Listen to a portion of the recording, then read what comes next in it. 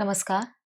आज इस वीडियो में हम क्लास 11th की पुस्तक अंतरा के पाठ हुसैन की कहानी अपनी ज़बानी के जो पाठ है उसके प्रश्नोत्तरों के बारे में चर्चा करेंगे।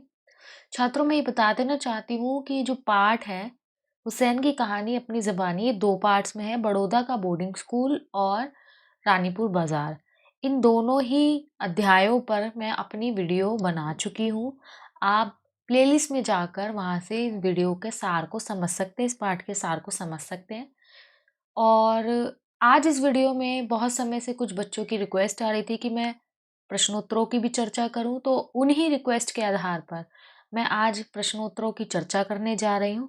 पाठ को अच्छी तरीके से समझने के लिए सबसे पहले वीडियो को पूरा ज़रूर देखें। साथ ही साथ वीडियो अच्छा लगे तो लाइक कीजिए, कमेंट दीजिए। साथ ही साथ अपने दोस्तों के साथ शेयर करना बिल्कुल भी ना भूलिए। और अगर आप मेरे चैनल पे नए हैं तो आप प्लेलिस्ट में जाके सारी वीडियोस देख सकते हैं। आप मेरे चैनल को सब्सक्राइब कीजिए ताकि आगे आने वाले वीडियोस के अपडेट सबसे पहले आपको मिले, और बेल आइकन के बटन को प्रेस करना बिल्कुल भी मत भूलिए। तो आइए अब हम बिना किसी देरी के इस पाठ के प्रश्नोत्तरों की चर्चा कर लेते हैं, जिसमें पहला प्रश्न है कि लेखक ने अपने 5 मित्रों के जो शब्द चित्र प्रस्तुत किए हैं उनसे उनके अलग अलग व्यक्तित्व की झलक मिलती है, फिर भी वे घनिष्ठ मित्र हैं कैसे। यहाँ मैं बता देना चाहती हूँ छात्रों कि प्रश्नोत्तरों को समझने से पहले सबसे पहले आपको पाठ का सार क्लियर होना चाहिए कि पाठ में एक्चुअल में है क्या। तो अगर आपका पाठ आपको क्लियर नहीं है और आप क्वेश्चन आंसर ढूंढ रहे हो, तो मैं आपसे यही रिक्वेस्ट करूंगी कि प्रश्नोत्तरों को समझने से पहले आप पाठ को अच्छी तरीके से समझिए। और अगर पाठ आपको क्लियर नहीं है तो कितनी इजी लैंग्वेज में आपको प्रश्न पूछा जाए आप अटेम्प्ट नहीं कर पाएंगे, अब रटा रटाया जो आपको आंसर रटा हुआ है वो दे पाएंगे।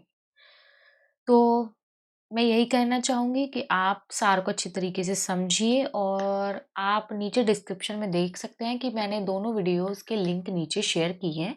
आप वहाँ से पाठ के सार को भली-भाँति समझ सकते हैं। तो इस प्रश्न में जो लेखक हैं वो यही कहना चाह रहे हैं कि मतलब जो लेखक हैं उनके ऊपर खुद पर ही ये पाठ आधारित है, और अपने 5 मित्रों का शवचित्र यहाँ लेखक ने खींचा है, अपने 5 मित्रों के बारे में बताया है। वो सारे पर्सनैलिटी वाइज़ तो अलग थे, लेकिन फिर भी उनमें एक गहरी दोस्ती थी। ये कैसे पॉसिबल है? ठीक है?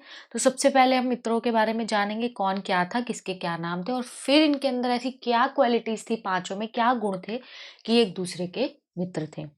पहले मित्र का नाम यहाँ पर लेखक ने बताया है मोहम्मद इब्राहिम गौहर अली। ये इत्र बेचने का काम करने वाले थे। इत्र आप लोग समझते हैं परफ्यूम टाइप्स होते हैं, और कद छोटा था पर नज़र ठहरी हुई थी। नज़र ठहरी हुई का मतलब एक ठहराव था, चंचल नहीं थे। मैच्योरिटी, एक परिपक्वता इनमें थी, और गुणवान थे। दूसरे मित्र का नाम है डॉक्टर मनबरी का लड़का अशरद। इनका चेहरा हमेशा हँसता रहता था। चेहरा हँसता रहना यानी फेस बहुत स्माइलिंग था, चेहरे पे हमेशा एक सकारात्मकता दिखती थी। यह गाने और खाने के शौकीन थे।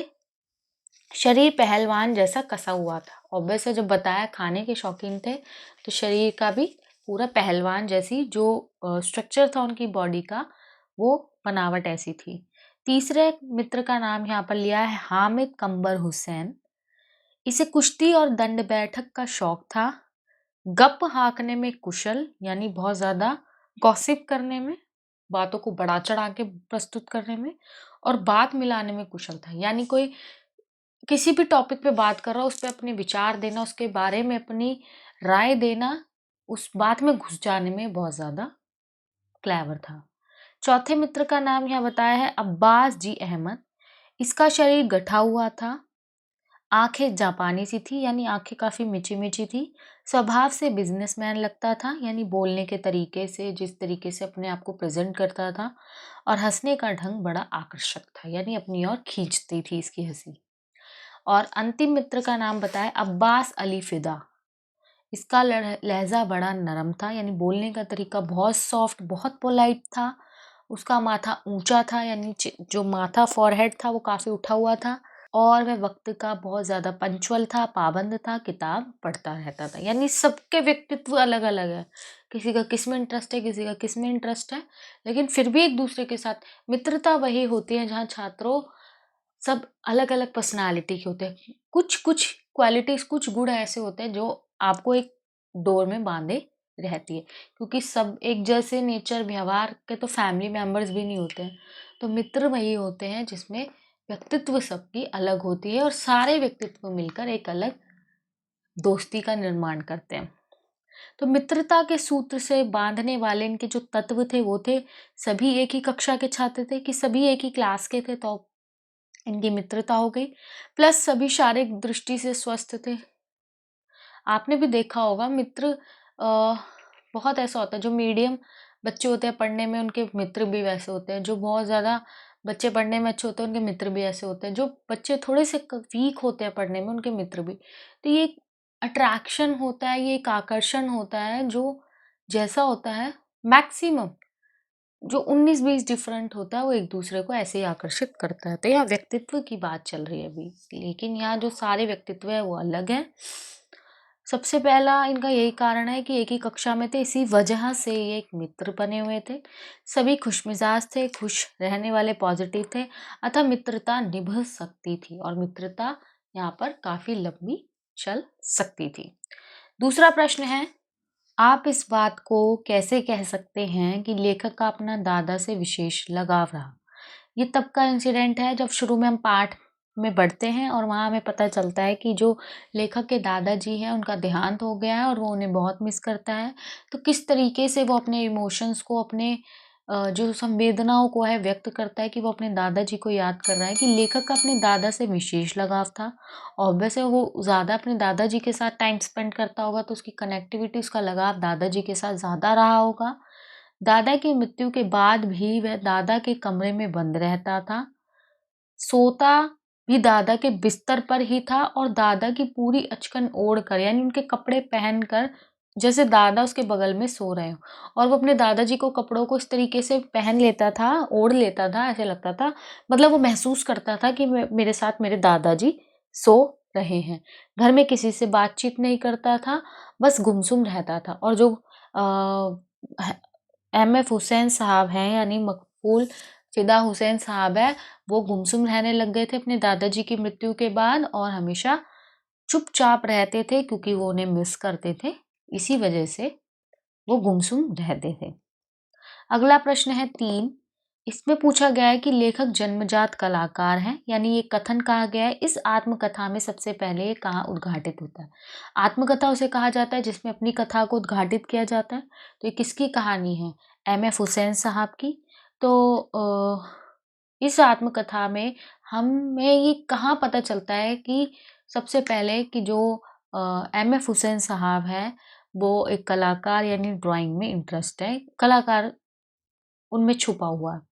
ये तब पता चलता है जब स्कूल में ड्राइंग मास्टर मोहम्मद अतहर ने ब्लैक बोर्ड पर सफ़ेद चौक से एक बहुत बड़ी चिड़िया बनाई और लड़कों से कहा अपनी अपनी स्लेट पर इसकी नकल करो। यानी ड्राइंग की है और ड्राइंग मास्टर ने कहा है कि जो मैंने चिड़िया बनाई है, हूबहू तुम ऐसी चिड़िया बनाओ। यानी तुमसे हूबहू भी नहीं बनती, तो आप कोशिश करो। तब मकबूल ने अपनी स्लेट पर हूबहू, यानी एज इट इज़ वही चिड़िया बना दी और ऐसा लग रहा था कि मानो ब्लैक बोर्ड की चिड़िया मकबूल की स्लेट पर आ बैठी है। क्यों लग रहा था? क्योंकि उसने जैसी मास्टर ने चिड़िया बनाई थी, सेम उसने भी वैसी ही बनाई। उसे 10 आउट ऑफ 10, यानी 10 में से 10 नंबर मिले। यहीं से पता चलता है कि मकबूल जन्मजात कलाकार था और उसकी ये क्वालिटी निरंतर बढ़ती ही चली गई। निरंतर वो बढ़ता ही चला गया और गांधी जी के जन्मदिन पर, यानी 2 अक्टूबर के अवसर पर, अपनी क्लास में उसने गांधी जी का बहुत ही सुंदर पोर्ट्रेट लाइट ब्लैक बोर्ड पर उसने बनाया। तो इस तरीके से पता चलता है कि उनके अंदर एक जन्मजात, यानी जन्म से ही कलाकार छिपा हुआ था। चौथा प्रश्न है, दुकान पर बैठे बैठे भी मकबूल के भीतर का कलाकार उसके किन कार्यकलापों से अभिव्यक्त होता है? पहले पूछा कि सबसे पहले हमें कहाँ पता चला कि वो उसके अंदर एक कलाकार छुपा है। उसके बाद जब उसके पिता ने उसको ज़बरदस्ती अपने बिज़नेस में इन्वॉल्व करना चाहा कि घर के बिज़नेस में घुस जाए और दुकान पर बैठे-बैठे भी वो अपनी कला को निखारता ही था, तो किन एक्टिविटी से पता चलता था? तो मकबूल को कई तरह की दुकानों पर बिठाया गया, यानी कई तरह के बिज़नेस खोलकर उसको दिए गए। जब वह उन दुकानों पे बैठा तो सही, मगर उसका सारा ध्यान ड्राइंग और पेंटिंग में ही रहता था। क्यों?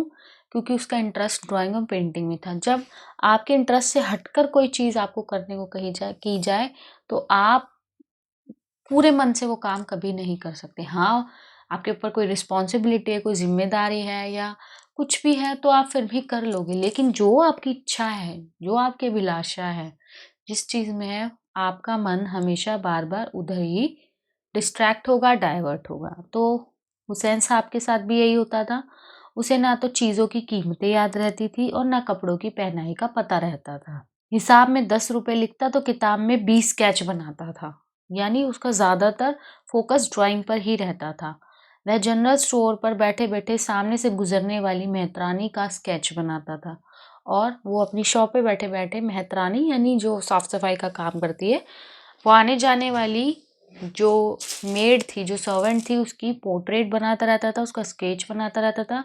बोरी उठाए मज़दूर की पैंच वाली पगड़ी का स्केच बनाता था, यानी ये बताया गया है क्या-क्या वो स्केचेस बनाता था। पठान की दाढ़ी का स्केच, बुर्का पहने औरत का स्केच तथा बकरी के बच्चे का स्केच बनाता रहता था। उसके इन क्रियाकलापों से उसके भीतर का कलाकार अभिव्यक्त होता है, हमारे सामने उद्घाटित होता है। आशा करती हूँ प्रश्न उत्तर आपको अच्छे से समझ आ रहे होंगे। उसके बाद भी कोई डाउट होता है तो कमेंट कीजिए। कमेंट में आपके जो भी प्रॉब्लम होगी उसको सॉल्व करने की पूरी कोशिश की जाएगी। प्रश्न 5 है, प्रचार प्रसार के पुराने तरीकों और वर्तमान तरीकों में क्या फ़र्क आया है? पाठ के आधार पर बताएँ। यानी इस पाठ में बताया गया है कि प्रचार प्रसार चीज़ों को किस तरीके से एडवर्टाइज़ करना और उनकी जो टेक्नीक है, बहुत से चेंजेस आए हैं और वर्तमान तरीकों से किस तरीके से वो डिफरेंट है, आपको पाठ के आधार पर बताना है कि पाठ में भी ये चीज़ें डिस्कस हुई है और वहाँ उनके आधार पर आपको शेयर करना है। पहले तांगे पर इश्तिहार लगा दिया जाता था। फ़िल्म का इश्तिहार तांगे में लगाकर ब्रॉस बेल्ट के साथ शहर के गली कूचों में घुमाया जाता था। तब फ़िल्मी इश्तिहार रंगीन पतंग के कागज़ पर हीरो-हीरोइन की तस्वीरों के साथ बाँटे जाते थे। वर्तमान समय में प्रचार-प्रसार का तरीकों में बड़ा अंतर आ गया है। अब टीवी के विज्ञापनों से प्रचार-प्रसार किया जाता है। तरह-तरह की इनामी प्रतियोगिताएँ आयोजित की जाती हैं। सभी बड़ी कंपनियाँ फ़िल्म कलाकारों तथा खिलाड़ियों को अपना ब्रांड एम्बेसडर नियुक्त करती हैं। सबको पता है आज के टाइम में किस तरीके से एडवर्टाइज़ किया जाता है और पुराने तरीका हम पाठ के आधार पर समझ ही चुके हैं। अगले प्रश्न की ओर बढ़ते हैं। प्रश्न 6, कला के प्रति लोगों का नज़रिया पहले कैसा था? उसमें अब क्या बदलाव आया?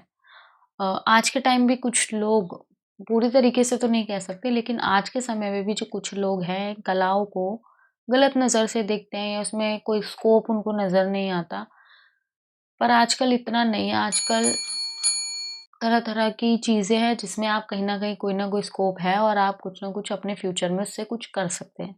लेकिन पहले का समय ऐसा नहीं था, पहले के समय में इन चीज़ों में बिल्कुल भी स्कोप नहीं होता था।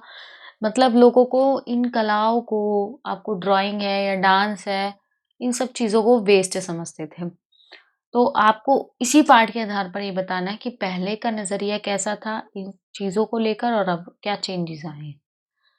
आर्ट के प्रति पहले लोगों का नज़रिया अच्छा नहीं था, उसे कोई विशेष महत्व नहीं दिया जाता था। कोई भी बाप अपने बेटे को आर्ट की तालीम नहीं दिलाना चाहता था, यानी आर्ट एजुकेशन तो आज के टाइम में एक प्रॉपर सब्जेक्ट हो गई है, लेकिन पहले कोई किसी को अपने बच्चे को ड्राइंग में नहीं घुसाना चाहता था।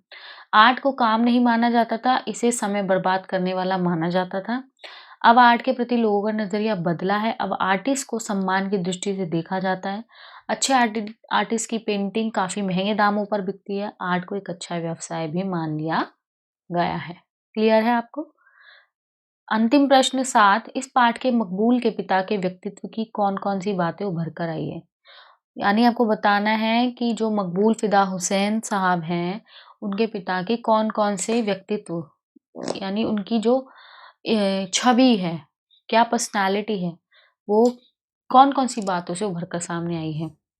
निम्नलिखित बातों से उभर कर सामने आई है। पहली, संतान के भविष्य के प्रति चिंतित, कि वो अपने बेटे के फ्यूचर के लिए चिंतित है कि जब मकबूल के दादाजी चल बसे तब मकबूल उनकी ही यादों में खोया रहता था, वह गुमनाम रहने लगा था।